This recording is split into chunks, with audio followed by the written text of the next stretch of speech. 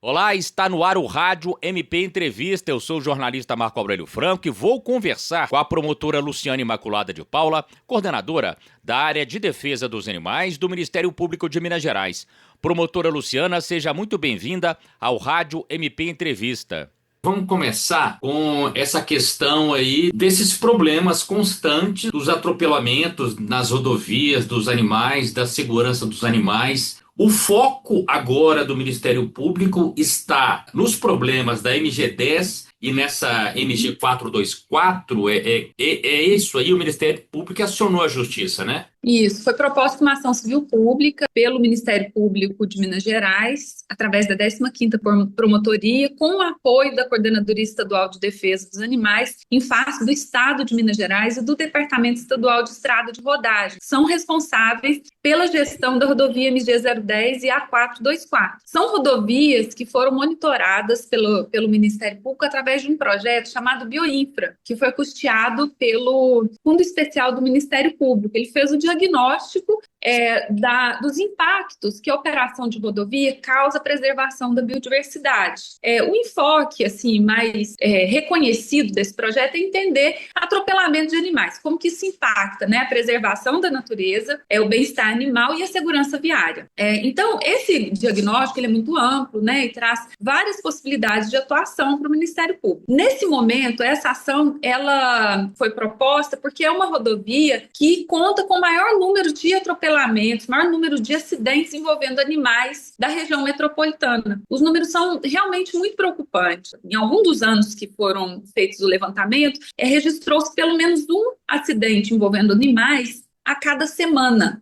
Isso é muito preocupante, né, do ponto de vista da segurança viária, porque nós estamos falando aí de animais domésticos, principalmente cães e cavalos, né, são animais que podem, ao serem abalroados, né, causar um dano significativo para o veículo e até para as pessoas, né, e não é incomum ocorrer morte também de pessoas. Mas nós temos também uma preocupação no sentido de que o Estado ele não adota nenhuma medida mitigadora para essas fatalidades, né? Não há um serviço público para monitorar, para entender esses números de atropelamento. O Estado não tem esses dados são produzidos pela Polícia Rodoviária Estadual, foram coletados aí através, né, do projeto do Bioinfra, da perícia que foi realizada pelo Ministério Público. Então o Estado ele não tem esse monitoramento, ele não sabe, não tem esses dados, né, nem quantitativos nem qualitativos, portanto ele não adota nenhuma medida para impedir esses acontecimentos, né? Medidas que poderiam ser colocadas aí, poderia colocar redutores de velocidade, cercamento de áreas, colocar um veículo, né, para retirar os animais, campanha de conscientização, ações em conjunto com os municípios,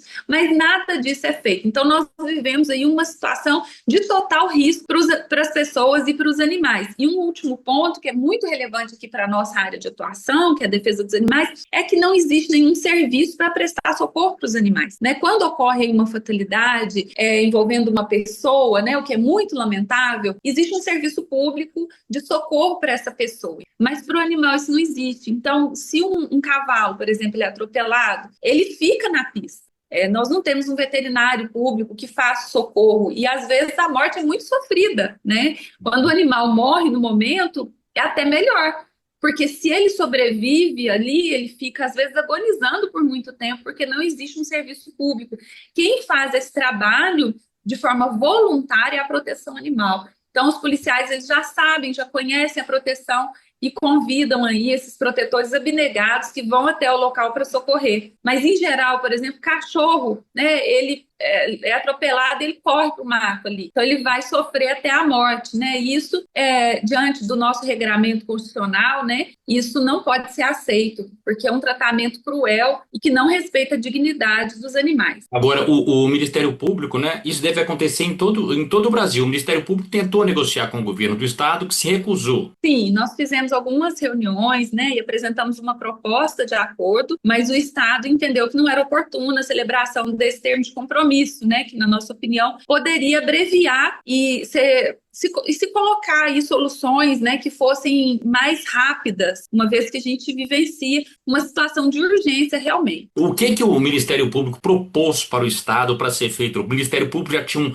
um diagnóstico, um retrato da situação e propôs um plano completo. Exato, a gente apresentou uma proposta que envolve basicamente, né, o monitoramento das áreas. Quem faz a gestão da rodovia precisa entender quais espécies são mais atropeladas, em que locais, né, onde são esses hotspots de atropelamento. Isso se faz com um trabalho de diagnóstico, né? Nós temos metodologias já estabelecidas, né, que deveriam ser feitas por ocasião do licenciamento da rodovia. Então, esse é o primeiro passo, entender quando, onde, quem, né, quais são as espécies aí mais atropeladas e depois adotar as medidas que já são preconizadas por esse ramo do conhecimento, né, que a gente chama de ecologia de estradas, né? Existem publicações.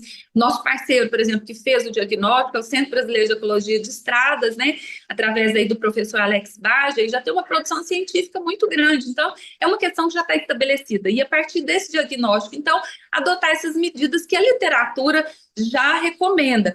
Importante que a gente entenda que a rodovia, ela é uma atividade impactante ao meio ambiente, ela necessita de ser licenciada, e quem opera essa rodovia, seja o poder público, seja a iniciativa privada através das concessões, ela tem que adotar as medidas mitigadoras e mitigadoras dos danos, quer dizer, para reduzir ou impedir a ocorrência desses danos ambientais, e também ela tem que compensar aqueles danos que são considerados tecnicamente irreparáveis, né?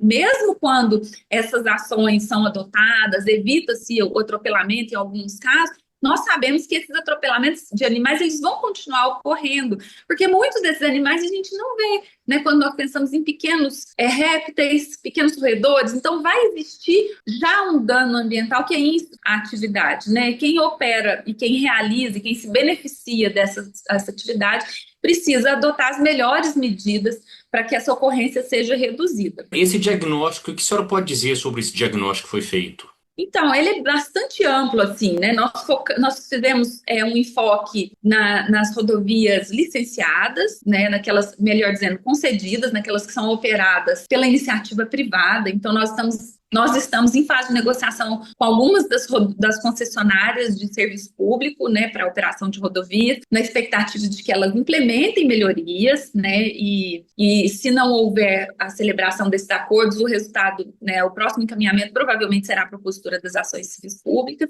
Também nós fizemos um esforço especial nos limites de unidade de conservação, então aquelas rodovias que são limítrofes a espaços ambientalmente protegidos, tanto pelo Estado quanto pela rodovia, e nós encaminhamos esses estudos para os gestores das unidades de conservação. Foram feitas oficinas com esses gestores para que eles entendam e possam atuar ali na sua área, na área protegida, né, para evitar ou reduzir os impactos das rodovias. E também um dos produtos desse diagnóstico foi justamente a criação desse protocolo, que seria o protocolo que nós julgamos aí um padrão ouro, né, para entender o funcionamento da rodovia com relação aos seus impactos. Quando nós fizemos o diagnóstico, nós observamos que havia assim, muito pouco ou raras, né, ocasiões em que nós observamos algum esforço por parte das rodovias privatizadas, né, para reduzir os impactos faunísticos, né. Com relação às rodovias públicas, nós não notamos, né, nesse diagnóstico nenhum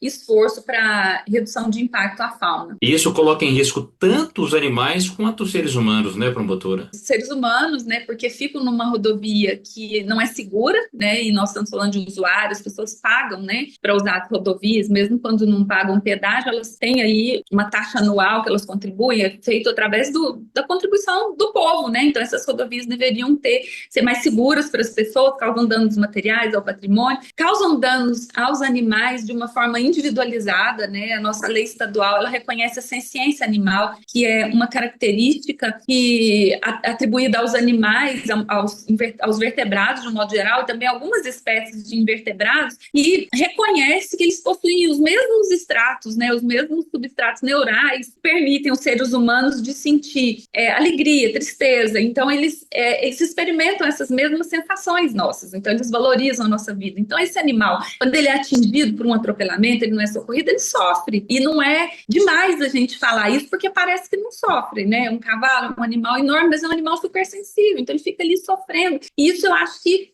fala muito sobre nós, como sociedade, como civilização. Como que nós podemos ser insensíveis com relação a essa vida, né? A esse sofrimento que é muito similar ao nosso. Mas também nós temos que pensar nos impactos que causam a biodiversidade de um modo geral.